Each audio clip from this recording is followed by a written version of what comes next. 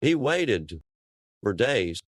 In the heat of a Mississippi summer, he followed her in plain sight, silently planning what he believed would be the perfect crime. He would kidnap her, ask for ransom, get paid. But something snapped. He never intended to let her live.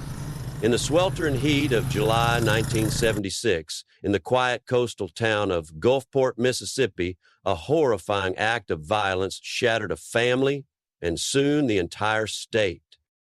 Edwina Marter, the wife of a bank loan officer and loving mother, was abducted at gunpoint and taken deep into the dense Mississippi wilderness. Her kidnapper, Richard Gerald Jordan, a 29-year-old man from the area, had one aim: ransom. But when his plan began to unravel, he ended her life with a single gunshot. Jordan was arrested within days, confessed, and was sentenced to death. But that was only the beginning. Over the course of nearly 5 decades, his case would trail through appeals courts, legal briefings, and U.S. Supreme Court silence. 4 times he would be sentenced to die. And on June 25, 2025, at the age of 79, Richard Jordan finally was executed, becoming the oldest and longest-serving death row inmate Mississippi had ever put to death. Very little is publicly known about Richard Jordan's childhood, but by his late 20s, trouble surrounded him. Job instability, financial problems, few meaningful social ties. He lived mostly alone, on the margins, in a world where desperation could harden into dangerous logic. Psychological profiles would later suggest Jordan may have struggled with undiagnosed depression and anxiety. He showed signs of isolation and what specialists call adaptive detachment, his capacity to emotionally disconnect from those around him, including, eventually, his victims. He wasn't an addict. He wasn't known for violence, but something was festering inside Richard Jordan. He needed money, and in July 1976, he believed he had found a way to get it. As the heat rose that summer, Jordan's plan was taking shape. He targeted Charles Marter, a reputable bank loan officer in Gulfport. He didn't choose him by accident. Charles's profession meant he likely had access to cash, resources that in Jordan's view made his wife, Edwina, the perfect ransom subject.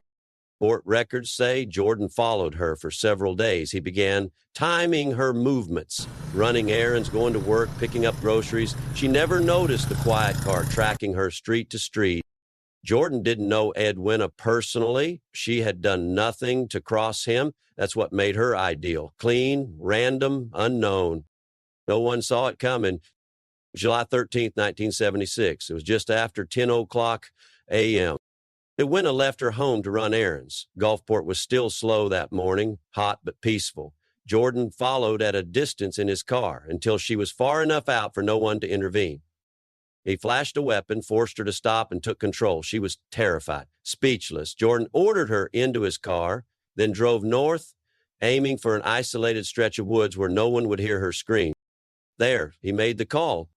From a nearby payphone, Jordan phoned Charles Marter. He demanded ransom. Paperwork from the case notes that Jordan's tone was calm, unnervingly calm. When Charles asked to speak to his wife, Jordan declined. Somewhere between the attempt and the fear, something in Jordan changed. Maybe panic crept in. Maybe Edwina begged him. Maybe silence was the most unbearable sound of all. But what happened next ended everything. He fired once. The bullet struck her head, and he simply walked away. When Charles rushed to the police, his face pale, hands trembling, it was already too late. Law enforcement immediately traced the phone call's location. Search units, dogs, helicopters, and hundreds of volunteers scoured the surrounding area. Less than 24 hours later, a team of deputies located Edwina's body in the brush, shot execution style, no signs of a struggle. The community was devastated.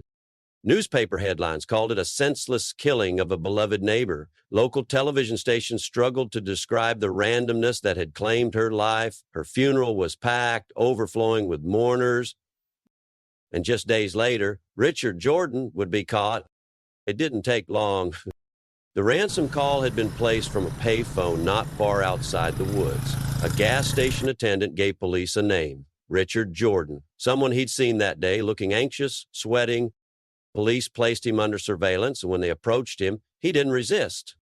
In the interview room, Jordan confessed. Calmly, he told the officers everything from following Edwina to making the ransom call to pulling the trigger. It was all there, even remorse, but not enough to spare him. In late 1976, the courtroom was packed, every seat taken. Reporters, neighbors, prosecutors demanded the death penalty. Jordan was tried in Harrison County Circuit Court. The prosecution called it a calculated and cold-blooded murder. The defense argued diminished capacity, but no insanity plea was made. He was found guilty and sentenced to death. But Jordan's case wouldn't end there. Over the next 49 years, he would become the subject of some of Mississippi's most complicated and controversial death penalty debates. Richard Jordan's conviction uncovered deep flaws in the death penalty process. His original sentence was overturned on appeal, then replaced, then overturned again. He was sentenced to death 4 separate times and appealed at least 20 more. Among the key issues: ineffective counsel arguments, constitutional challenges, changes in execution methods, inhumane conditions on death row. He became a kind of legal landmark. Law students studied his case. Judges cited it in capital punishment rulings. At one point, even federal courts weighed in on the constitutionality of his length of confinement itself. And through it all, Jordan remained alive, locked behind the walls of Mississippi State Penitentiary at Parchman. Critics argued it wasn't justice, just procedural delay, prolonging suffering for everyone. As the decades stretched on, Jordan aged with the prison itself. He lost his parents, then a sibling. His hair turned gray. He developed arthritis, vision trouble, and advanced curvature in his spine. And yet, death never came. He filed a final round of appeals in 2023, arguing that to execute an elderly prisoner after almost 50 years was cruel and unusual punishment under the Eighth Amendment. The U.S. Supreme Court quietly declined to intervene. By 2025, Mississippi announced it would proceed with the sentence. Jordan's final chapter had begun. June 25, 2025, the morning sun filtered through the barred windows of cell 34DD, Richard Jordan's final holding cell. He received visitors one last time, his wife of several years, and 2 lawyers from the team that had stayed by his side. For his last meal, he chose not to order anything special, opting instead for the standard tray: chicken, cornbread, green beans. He prayed. He wrote a short letter to his wife, and then, just before 6:00 p.m., he was led into the execution chamber. Witnesses described his demeanor as quiet, somber, composed. His final words: "Thank you for a humane way of doing this. I want to apologize to the Marter family and express my love for my wife. I am grateful to my legal team. I'm sorry." The injection began at 6:12 p.m. He was pronounced dead at 6:16 p.m. With the flicker of an intravenous drip, a chapter closed. For Charles Marter, now a widower for nearly 5 decades, it meant the slow ache of grief no longer held questions, only absence. And for the Mississippi justice system, it marked the oldest and longest delayed execution in the state's history. But for the American people, it sparked deeper questions. Is it justice when a life is taken 49 years after the crime? Is prolonged death row punishment itself a form of cruelty? And what does it mean to take responsibility that late in life? Richard Jordan's story isn't just about crime. It's about consequences stretched over time, about the law's promise and its limits, and about what we're willing to accept in the name of justice. Richard Jordan went into prison at 29. He died at 79. Some say he lived too long. Others say justice came too late. But no matter where you stand, one thing is clear.